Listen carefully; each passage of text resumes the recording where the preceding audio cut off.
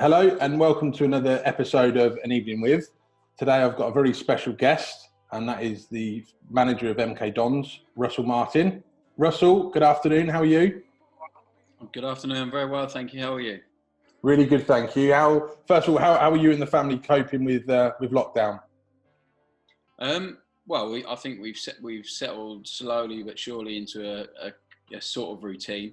It's half term this week, so the homeschooling is out the window, which makes things a little bit easier for us. But three young kids. My wife's been amazing because obviously I've still got lots to focus on with the club, and then obviously a couple of other business interests outside of football as well. So it's been I think like everyone, the first few weeks were filled with anxiety, what's coming, lack of certainty, and then slowly but surely you settle into a new routine, a new way of doing things. And just now for me, it's just about waiting and making sure that I'm ready for when I go back to work. Because obviously we still don't know when that's going to be with the season. Will it be finished? Will it not?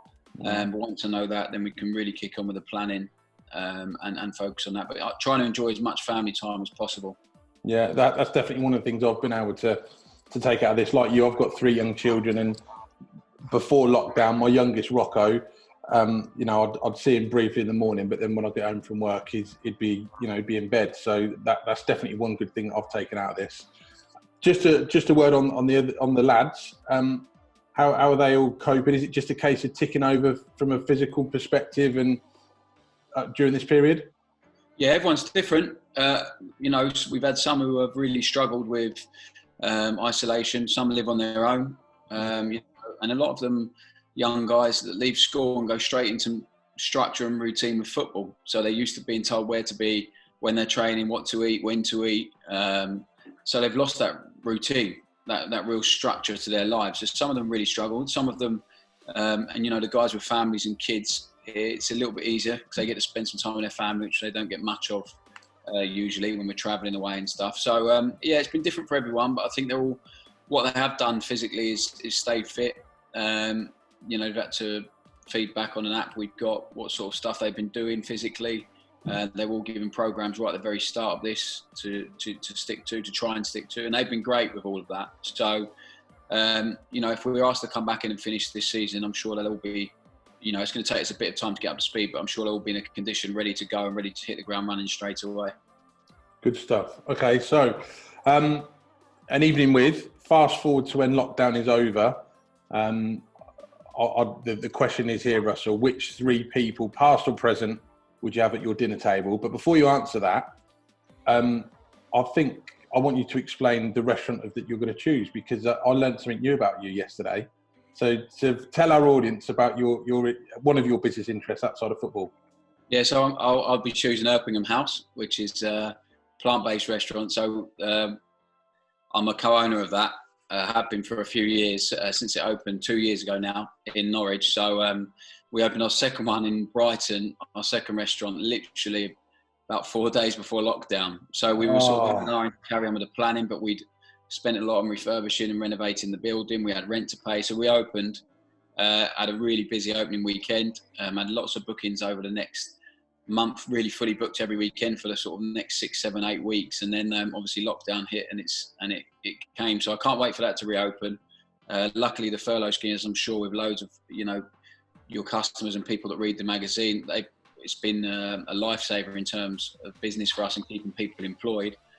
So hopefully after all of this is over, we'll come out of it and we'll still be able to pick up where we started really. So I'll be choosing that restaurant and filling my boots in there. Good stuff. And I've had a look on the website, and just remind our audience what the website is. Erpinghamhouse.co.uk. Yeah, or .com. Yeah. And I'll put a link into the social post for this as well.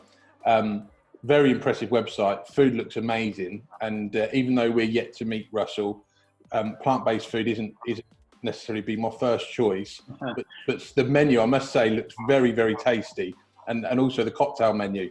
Would there be plans, if we fast forward, I can see something like that working in the city of Milton Keynes. Is there any plans for a third restaurant? Yeah, I'd love to. I think we've got a few locations in mind to eventually branch out. We've had people who want to take it and invest in the company already because of I mean, Norwich is a really difficult place, or 2 years ago especially. I mean, veganism's really grown, plant-based food, that the industry, as an industry, it's just boomed over the last couple of years. I think after this, it will probably progress even further, because I think people will become really conscious of the choices, where they eat, how they eat. So we support, we try and use seasonal products as much as possible, support local suppliers and source as much as possible. So, but the issue is, whenever you get a big firm who wants to invest in a company like that, that's something that's yours, you end up losing a little bit of what you're about, the purpose of it. So we were really keen not to do that too early. But hopefully Brighton will be as successful as Norwich has been, and then after that there will be further restaurants to follow. That's the plan, to make it mainstream, plant-based restaurants, to make it mainstream and accessible for most. But I agree with you. Milton Keynes would be great. I've looked at the empty unit opposite the stadium lots of times now and thought one day, hopefully. So, we'll have to wait and see on that. But no, good stuff.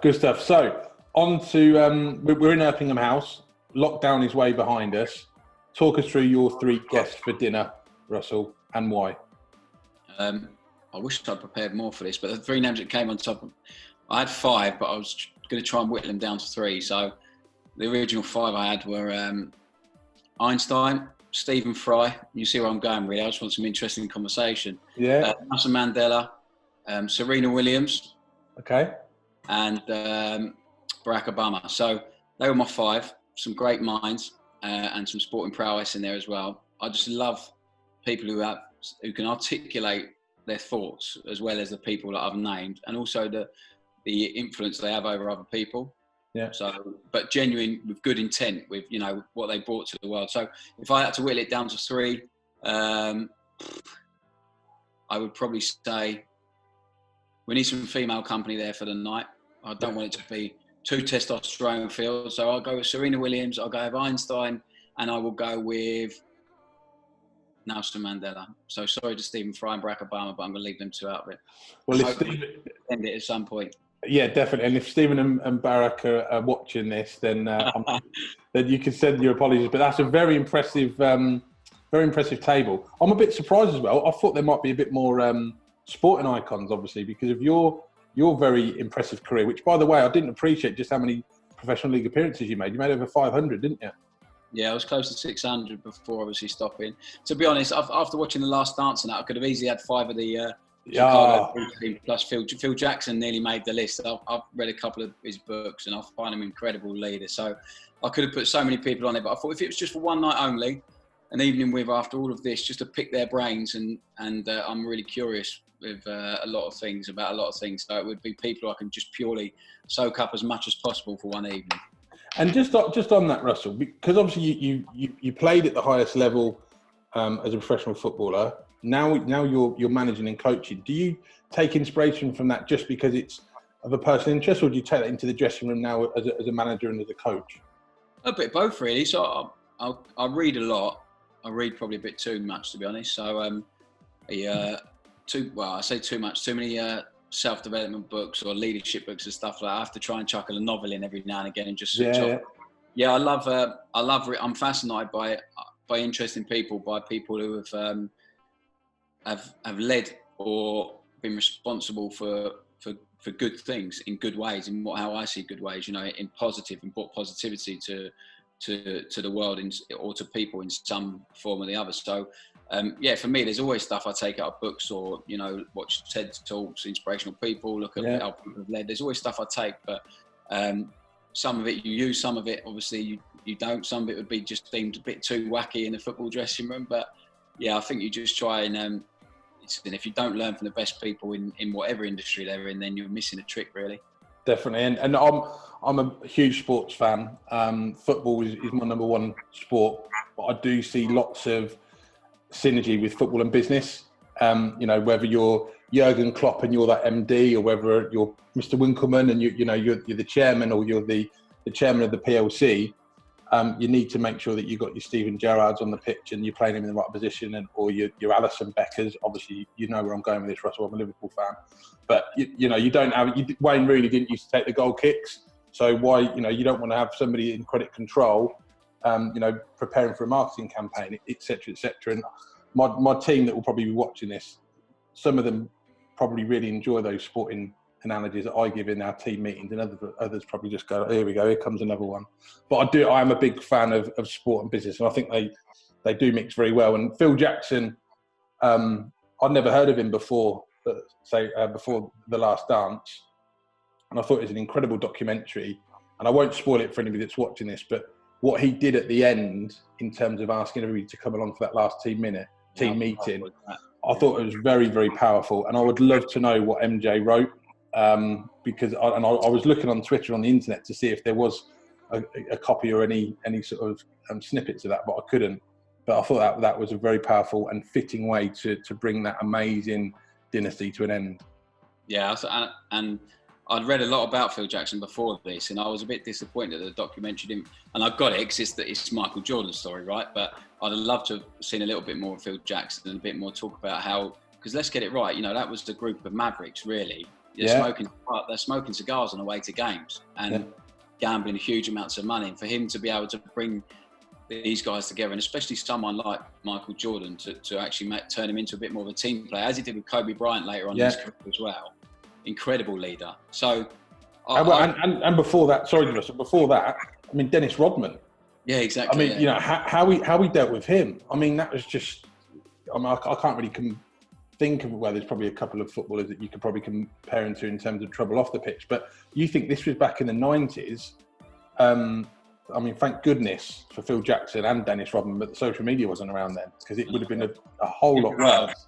It was a different world, but yeah, it's the best sporting documentary I've ever seen. I think all of our players have watched it, obviously, and just some of the stuff he had them doing, complete trailblazer 25 years ago, you know, breathing, meditating, being mindful, and just, you talk about cultural architects in business or in sport, and you're right, it's the same. It's about specialising in your position or in your role in the business, you know, and making sure you're the best you possibly can be at that. And I think the hardest thing for any leader or manager is identifying what you need and then finding the person to fill it. And if you haven't got one, you need to coach them and try and teach them to be able to do what you need them to do. And if you haven't, ultimately, then you might need to go and find someone else. But if I look at what he'd done for and the way Michael Jordan was complete cultural architect in a way that probably a lot of people really wouldn't like. So his teammates didn't, but then after they played with him, they realised actually he was the best teammate they ever had, because he maximised everything he had from his teammates and from himself. And if you're going to lead in that way,